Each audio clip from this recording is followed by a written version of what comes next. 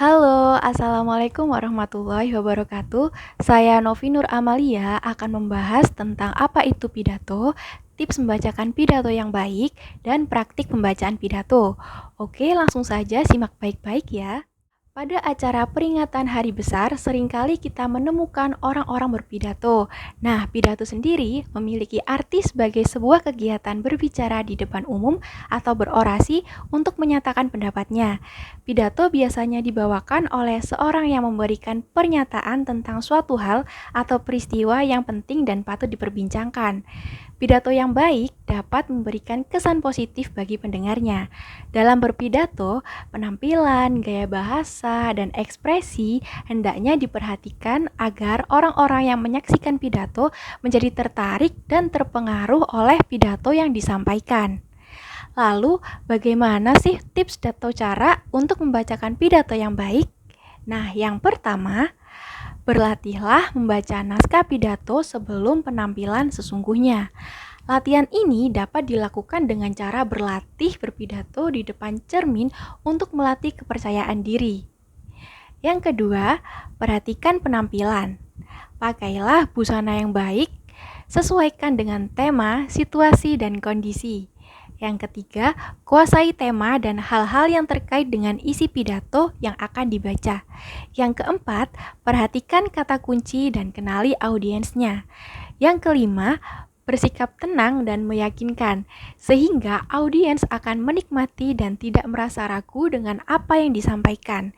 Jika suasana terlalu tegang, maka maksud atau tujuan pidato tidak akan tersampaikan kepada pendengar. Yang keenam, harus semangat, karena jika tidak semangat tentunya audiens lebih tidak semangat lagi. Yang ketujuh, gunakan teknik membaca nyaring, yaitu yang pertama, volume suara harus jelas. Jadi suara kita tidak seperti berbisik, apalagi membaca dalam hati. Lalu artikulasi harus jelas. Dilanjutkan dengan intonasi juga harus jelas. Nah, intonasi ini gunanya sebagai penanda antara nada tuturan dan nada penekanan. Lalu memperhatikan diksi atau pilihan kata. Gunakan bahasa dan pilihan kata sesuai latar belakang atau tingkat pendidikan audiens. Lalu gunakan bahasa yang baik, karena bahasa yang baik adalah bahasa yang dapat dimengerti oleh para pendengar. Lalu ekspresi sesuai dengan hal yang disampaikan pada isi naskah pidato. Misal kalau lucu paling tidak orator itu tertawa. Lalu gestur.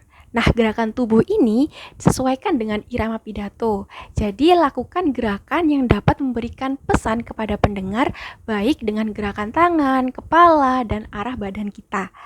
Namun, hindari gerakan tubuh yang terlalu berlebihan karena hal tersebut akan merusak konsentrasi pendengar. Bikin salfok ya kan?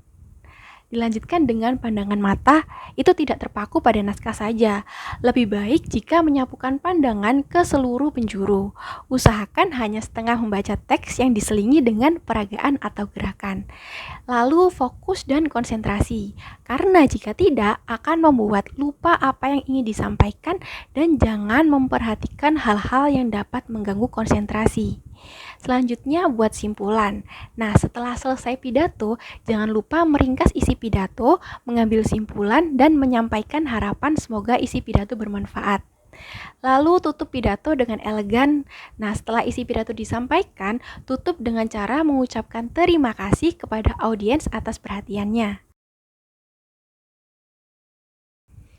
Assalamualaikum warahmatullahi wabarakatuh. Salam sejahtera bagi kita semua. Om Swastiastu, Namo Buddhaya, salam kebajikan, Rahayu.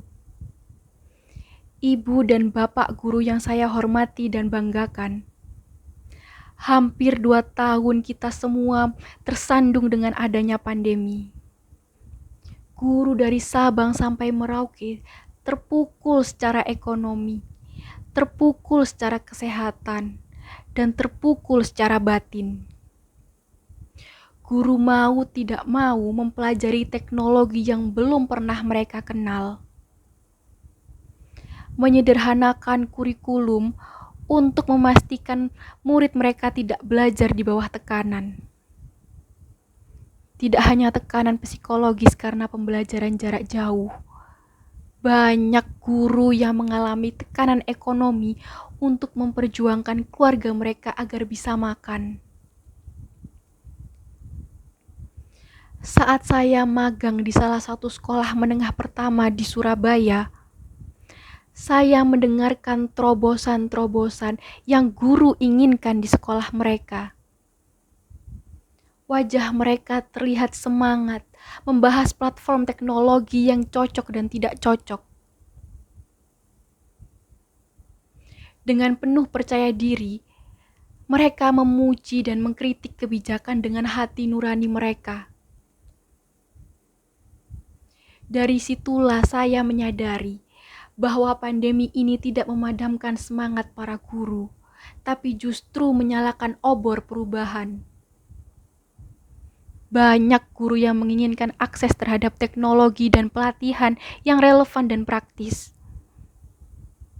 Banyak guru yang menginginkan kurikulum yang sederhana dan bisa mengakomodasi kemampuan dan bakat yang berbeda-beda.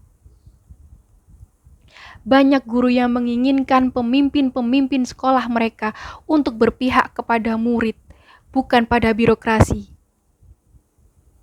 Banyak guru yang menginginkan kemerdekaan untuk berinovasi tanpa dijajah oleh keseragaman.